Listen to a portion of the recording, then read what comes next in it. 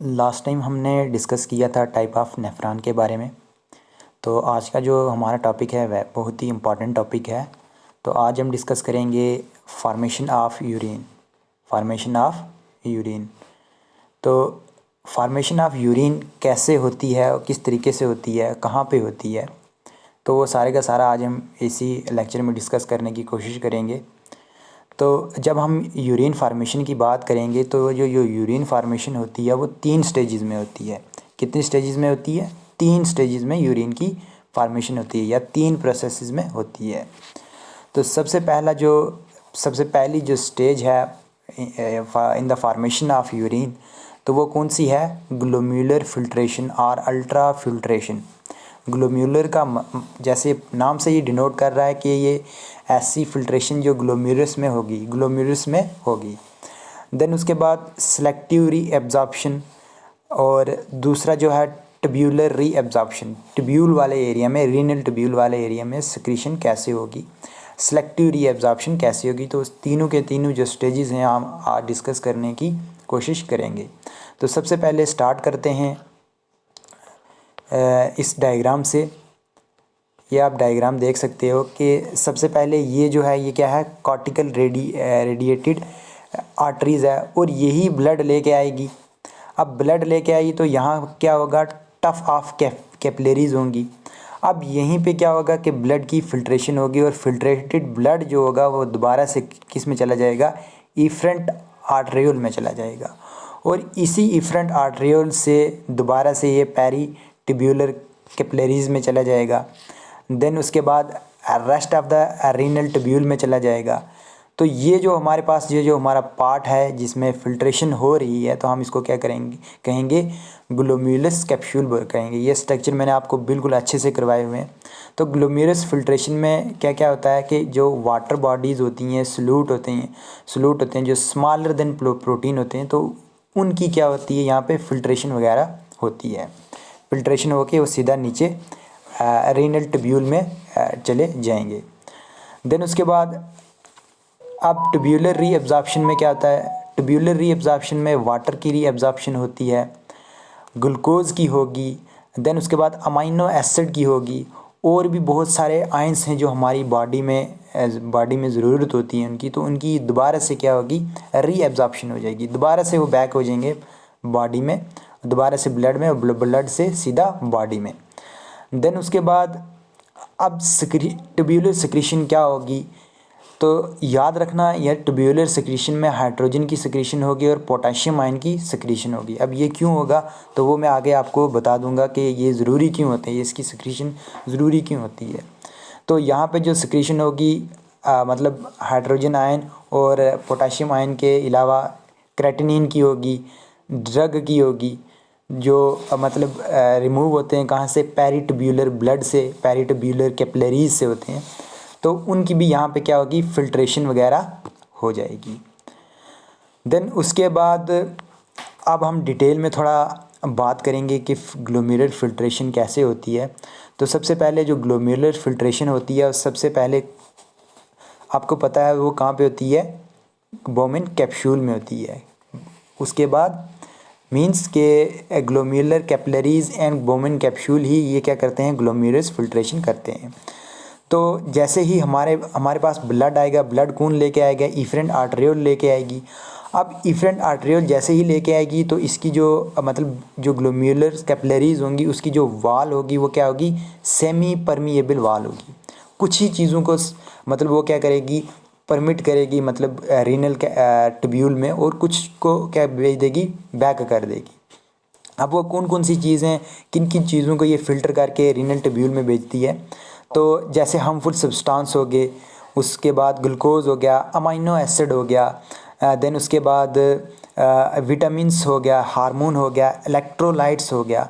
तो इस किस्म के ये जो मतलब हमारे पास सब्सटेंस हैं, ये इनको क्या करती है कि जो यूज़फुल होते हैं बॉडी के लिए, तो उनको क्या करती है? फ़िल्टर कर देती है। देन उसके बाद जो हार्मफुल सब्सटेंस हैं, जो मेटाबॉलिक वेस्ट, मतलब जो अब इनको क्या करेगी? ये जो अमाइनो एसिड हैं, ग्लूकोज हैं, विटामिन्स हैं, इनको दोबारा से भेज देगी ब्लड में। अब जिसको फ़िल्टर करके रीनल ट्यूब्यूल में भेजना है वो कौन कौन से सब्सटेंस हैं? जैसे हार्मफुल सब्सटेंस में से सबसे पहला आ गया uric acid, creatinine and ion. तो इस किस्म के ये जो मतलब हार्मफुल सब्सटेंस हैं, इनको कहाँ भेज देगी? मान लो ना, ये हमारे पास है क्या, एक मिनट, ये हमारे पास क्या है कि ग्लोमेरुलस कैपिलरीज हैं, तो यहाँ पे होगा टफ, यहाँ पे होगा टफ, तो यहाँ पे ये आ गई हमारे पास इफरेंट आर्टरियोल, ये आ गई afferent arteriole, efferent arteriole and efferent arteriole. ठीक है, तो ये ब्लड लेके आएगी। अब जो यूज़फुल सब्सटेंस होंगे तो उनको क्या करेगी, ये दोबारा से भेज देगी किसके पास? इफरेंट आर्टरियोल के पास भेज देगी। अब जो हार्मफुल सब्सटेंस होंगे जैसे यूरिक एसिड हो गया, यूरिया हो गया, क्रेटिनिन होगी, तो उनको फ़िल्टर करके कहाँ पे भेज देगी? रीनल ट्यूब्यूल में भेज देगी। ये है ना रीनल ट्यूब्यूल, तो इसमें भेज देगी। और इसी के बाद क्या होती है कि फार्मेशन ऑफ जो यूरिन होती है वो क्या हो जाती है? स्टार्ट हो जाती है। देन उसके बाद अब इसमें क्या होता है कि प्रेशर का भी कुछ काम होता है, डायामीटर का भी कुछ काम होता है। अब जो डायामीटर होता है किसका? इफरेंट आर्टरियोल का, वो क्या होता है? नैरो होता है, नैरो होता है then that of efferent arteriole. अब ये क्यों होता है? एक प्रेशर होता है, प्रेशर को क्रिएट करने के लिए, जिसका नाम क्या है? Hydrostatic pressure. Hydro means water, static means एक ही जगह रेस्ट पे, एंड देन प्रेशर मतलब ऐसा प्रेशर जो क्रिएट हो डायामीटर की वजह से, डायामीटर को किसका? इफरेंट आर्टरियोल का। और उसकी वजह से जो प्रेशर क्रिएट होता है हमारे पास, तो उसको हम क्या बोलेंगे? हाइड्रोस्टैटिक प्रेशर बोलेंगे। अब यही जो हाइड्रोस्टैटिक प्रेशर है, इसका क्या काम है, तो आगे हम डिस्कस करते हैं। तो अब ये जो हाइड्रोस्टैटिक प्रेशर है, तो हम इसको क्या कहेंगे?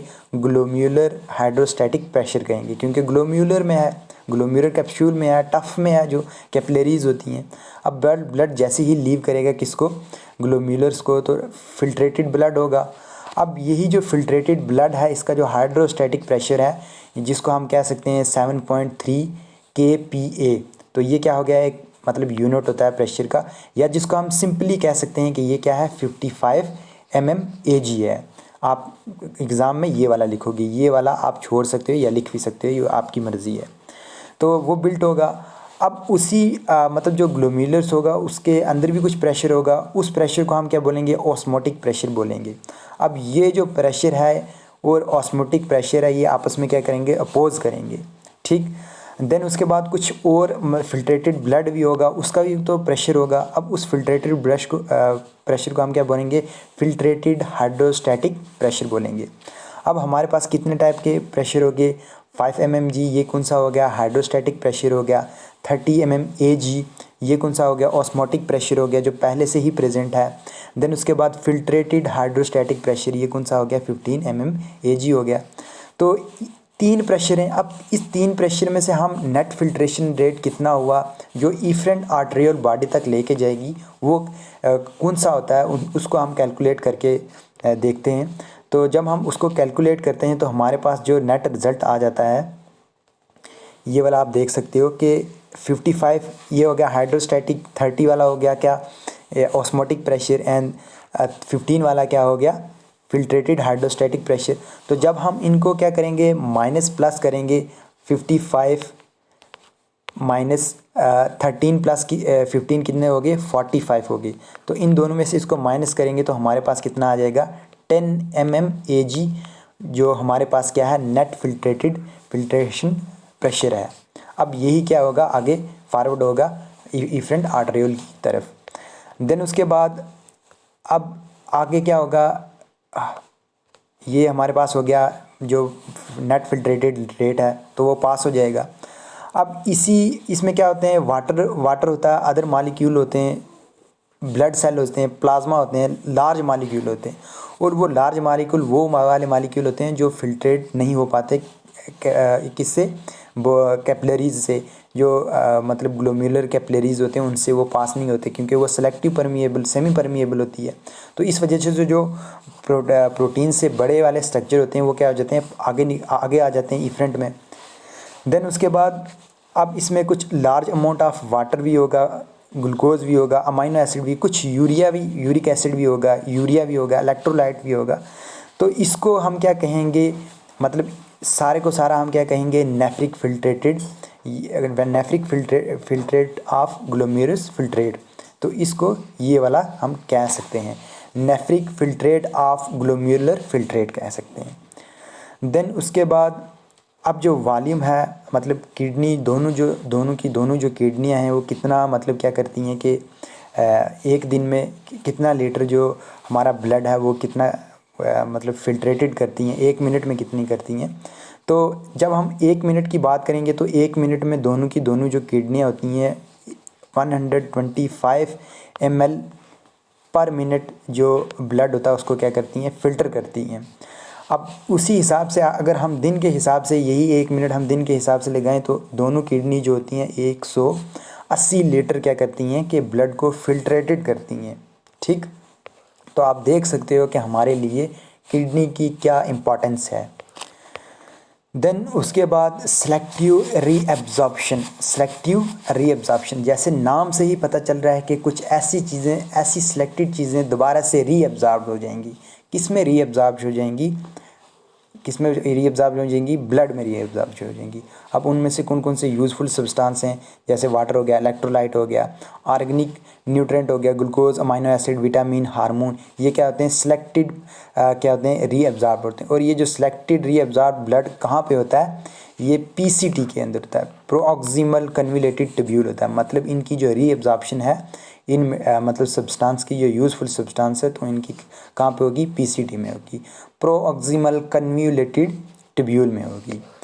देन उसके बाद अब जो रीएब्जॉर्प्शन है, यहाँ पे जो सब्सटेंस की रीएब्जॉर्प्शन है, ग्लूकोज हो गया, वाटर मॉलिक्यूल हो गया, तो यहाँ पे पैसिव क्या होगी, रीएब्जॉर्प्शन होगी। पैसिव का मैंने आपको ये बताया था कि पैसिव में एनर्जी नहीं चाहिए होती है, एक्टिव में चाहिए होती है। तो कुछ जो सब्सटेंस होंगे उनकी क्या होगी, पैसिव रीएब्जॉर्प्शन होगी, और कुछ जो हैं उनकी क्या होगी, एक्टिव रीएब्जॉर्प्शन होगी या ट्रांसपोर्ट होगी। तो एक्टिव में क्या आ जाता है कि उनके वो क्या यूज़ करेंगे, एटीपी की यहाँ पे यूज़ होगा, एटीपी का एनर्जी मॉलिक्यूल का क्या होगा, यूज़ होगा यहाँ पे। अब जो यहाँ पे वाटर होगा तो वाटर किस तरीके से होगा, ओस्मोसिस के ज़रिए क्या हो जाएगा, रीएब्जॉर्ब हो जाएगा। देन उसके बाद अब 60 to 70% जो फिल्ट्रेटेड है वो कहाँ पे पहुँच जाता है, लूप ऑफ हेनल में पहुँच जाता है। देन उसके बाद 15 to 20% वो कहाँ पे पहुँच जाता है, डिस्टल कन्वुलेटेड ट्यूब्यूल पे पहुँच जाता है, जिसके पास इलेक्ट्रोलाइट्स होते हैं, स्पेशली सोडियम आयंस होते हैं। तो ये क्या होते हैं कि डाइल्यूट फॉर्म में होते हैं, कहाँ पे, कलेक्टिंग डक्ट में।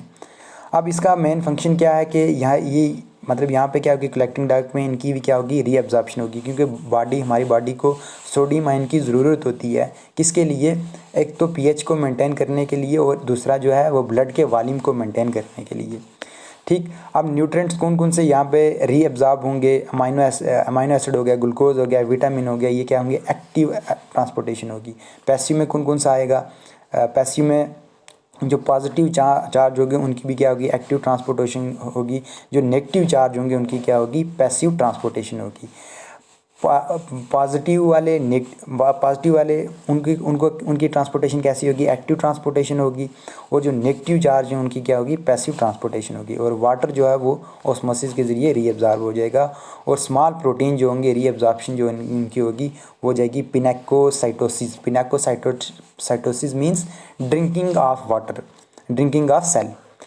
देन उसके बाद लास्ट पे जो हमारा है ट्यूब्यूलर रीअब्जॉर्प्शन, ट्यूब्यूलर सेक्रीशन। अब इसमें क्या होगी, सेक्रीशन होगी, किसकी सेक्रीशन होगी, हाइड्रोजन आयन की होगी और पोटाशियम आयन की होगी। अब ये क्यों होगी तो आगे हम डिस्कस करेंगे। ट्यूब्यूलर जो मतलब सेक्रीशन है वो कहाँ पे होती है, जो पेरी ट्यूब्यूलर कैपिलरीज होती हैं उनमें जो ब्लड होता है वहाँ से इनकी क्या होती है, सेक्रीशन होती है। किसकी, हाइड्रोजन आयन की होगी और पोटाशियम आयन की होगी। कहाँ पे, रीनल ट्यूब्यूल में होगी। और यही क्या करते हैं, सेक्रेट करते हैं, मतलब सेक्रेट होते हैं किसमें, ट्यूब्यूल्स में क्या होंगे, रीनल ट्यूब्यूल में सेक्रेट होंगे। अब जब एक्सेस मतलब क्या हो जाएगा, हाइड्रोजन आयन की, पोटाशियम आयन की क्या होगी, सेक्रेशन वो एक्सेस हो जाएगा। तो उस वक्त क्या होगी कि सोडियम क्या जाएगा, अंदर की तरफ जाएगा, और पोटाशियम जो होगा वो बाहर की तरफ आएगा। तो इट मीन्स ये क्या है कि एक्सचेंज मतलब होते हैं एक दूसरे के साथ। पोटाशियम बाहर की तरफ आएगा और सोडियम जो होगा अंदर की तरफ रीअब्जॉर्ब होगा। मैंने आपको बताया सोडियम आयन क्यों रीअब्जॉर्ब होता है। तो अगर ऐसा ना हुआ, हमारी बॉडी में क्या होगी कि एक्सेस मतलब हाइड्रोजन आयन बढ़ गया, तो उस वक्त जो कंडीशन होती है, क्लिनिकल कंडीशन होती है, तो हम उसको क्या बोलेंगे हाइपरक्लीमिया बोलेंगे, हाइपरक्लीमिया बोलेंगे। अब ऐसी कंडीशन जिसमें वाटर की ऐसी कंडीशन जिसमें ब्लड ऐसी कंडीशन जहाँ ब्लड में आयंस की सोडियम आयंस की कंसनट्रेशन ज़्यादा हो जाए, तो उस कंडीशन में हम क्या बोलेंगे, हाइपरनेट्रीमिया बोलेंगे, हाइपरनेट्रीमिया, ये याद रखेंगे आप। देन उसके बाद ट्यूब्यूलर सिक्रीशन में हाइड्रोजन आयन की भी मतलब इम्पॉर्टेंट होता है ब्लड के पीएच को मेंटेन करने के लिए। तो ये भी क्या होता है, इसकी भी सिक्रीशन होती है। और ज़्यादा होगी तो पीएच क्या हो सकती है, बढ़ सकती है। तो अगर नॉर्मल अमाउंट में रहेगा तो नॉर्मल पीएच रहेगी। अब कुछ सब्सटेंस होते हैं जैसे ड्रग, पेनिसिलिन हो गया, एस्पिरिन हो गया, तो ये इतने ज़्यादा जल्दी मतलब क्या होते हैं कि पूरे तरीके से ये क्या होते हैं, फिल्ट्रेटेड नहीं होते हैं। तो कुछ जो होते हैं वो कहाँ पे बच जाते हैं, ग्लोम्युलर्स में बच जाते हैं। तो इन सब्सटेंस को क्लियर कौन करता है, पहली ट्यूब्यूलर जो कैपिलरीज होती हैं उनको क्या करती हैं, वे सिक्रीट कर देती हैं, किसमें, कन्वोल्यूटेड ट्यूब्यूल में सिक्रीट कर देती हैं। और उसके बाद जो फाइनली हमारे पास जो मतलब waste material along with harmful substance and some medicines including penicillin, aspirin, जो मतलब पूरे तरीके से क्या नहीं होती कि एब्जॉर्ब नहीं होती, तो वो क्या करती हैं, यूरिन की फार्मेशन कर देंगी। अब यही जो यूरिन की फार्मेशन है, ये यूजुअली क्या होती है, हाइपरटोनिक होती है, हाइपरटोनिक होती है। ठीक। देन उसके बाद ये स्ट्रक्चर आप देख सकते हो कि ये हो गया एक्टिव ट्रांसपोर्टेशन, ये हो गया पैसिव। तो ये आप ये सिंबल याद रखोगे। तो यहाँ पे क्या होगा, ये हो गया ग्लोम्युलर्स, और यहाँ पे क्या हो गया, ये हो गया रीनल ट्यूब्यूल्स हमारी। तो ये वाटर की क्या होगी, रीअब्जॉर्प्शन होगी, पैसिवली ट्रांसपोर्टेशन होगी, पैसिव पैसिव पैसिव पैसिव, ये आप देख सकते हो क्योंकि यहाँ पे मैंने एरो के ज़रिए बताया हुआ है। तो यहाँ पे क्या होगी, पैसिव ट्रांसपोर्टेशन, जो हाइड्रोजन वाटर होगा तो उसकी रीअब्जॉर्प्शन कैसे होगी, ऑस्मोसिस के थ्रू होगी।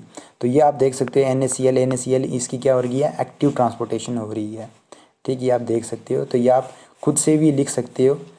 देन उसके बाद लास्ट में मैंने ये एक पिक्चर डाली हुई है, तो आप ये समराइज तरीके से हम कर सकते हैं इसको। प्रोक्सिमल ट्यूब्यूल में किसकी रीअब्जॉर्प्शन होती है, सोडियम की होती है, क्लोराइड की होती है, bicarbonate, potassium, glucose, amino acid की होगी। सिक्रीशन किसकी होगी, हाइड्रोजन आयन की होगी, यूरिया की एंड क्रेटिनिन की होगी। डिसेंडिंग लूप ऑफ एनल में रीअब्जॉर्प्शन होगी, सिर्फ और सिर्फ रीअब्जॉर्प्शन होगी। वाटर की होगी, यूरिया की और सोडियम आयन की होगी। थिक असेंडिंग लूप में क्या होगी, रीअब्जॉर्प्शन की होगी, sodium, potassium, chloride, calcium, bicarbonate, magnesium, and secretion किसकी होगी, हाइड्रोजन आयन की होगी। देन उसके बाद अर्ली डिस्टल कन्वोल्यूटेड ट्यूब्यूल में क्या होगी, रीअब्जॉर्प्शन होगी, सिर्फ सोडियम की होगी, क्लोराइड आयन की होगी, कैल्शियम की और मैग्नीशियम की होगी। देन उसके बाद late distal convoluted tubule and cortical collecting duct, उसमें रीअब्जॉर्प्शन प्रिंसिपल सेल होते हैं इसमें। वही जो मैंने आपको बताए थे कि वो कौन से सेल होते हैं, पोडोसाइड सेल होते हैं, जो क्या करते हैं, यहाँ पे सोडियम की एब्जॉर्प्शन करते हैं। तो इसके बाद इंटरकलेटेड सेल होते हैं जो पोटेशियम और बाइकार्बोनेट आयन की क्या करते हैं, एब्जॉर्प्शन करते हैं। सिक्रीशन के लिए प्रिंसिपल सेल होते हैं जो पोटेशियम आयन की सिक्रीशन करते हैं, एंड इंटरकलेटेड सेल भी क्या करते हैं, हाइड्रोजन आयन की सिक्रीशन करते हैं। देन उसके बाद मेडुलरी डक्ट में रीअब्जॉर्प्शन किसकी होगी, यूरिया की होगी, देन सोडियम की होगी। सिक्रीशन किसकी होगी, ओनली और हाइड्रोजन आयन की होगी। अब यही जो रीअब्जॉर्ब वाटर है लेट डिस्टल एंड किससे, कॉर्टिकल से एंड मेडुलरी से, तो कलेक्ट हो गई, ये क्या होगा, एंटी डायूरेटिक हार्मोन। ये क्या है, तो हम ये कल मैकेनिज़्म के बारे में पढ़ेंगे। तो ये सारे का सारा जो वाटर कंट्रोल करता है, ये कौन करता है, ADH करता है। ADH क्या है, अब ये कॉन्ट्राइन मैकेनिज़्म है, तो हम ये आने वाले लेक्चर में डिस्कस करेंगे। तो तब तक आप इसको देखिए अच्छे से, अगर कहीं से समझ ना आए तो पूछिए मेरे से। तो ये होगी आपकी फार्मेशन ऑफ यूरिन कंप्लीट। आप इसको देखिए अच्छे से, बिल्कुल ऐसा ही लिखना है जैसे मैंने डायग्राम बताई हुई हैं। तो बिल्कुल इजी है, आपकी बुक पे बहुत मुश्किल है। अगर आपको वहाँ से करना है तो आप कर सकते हो।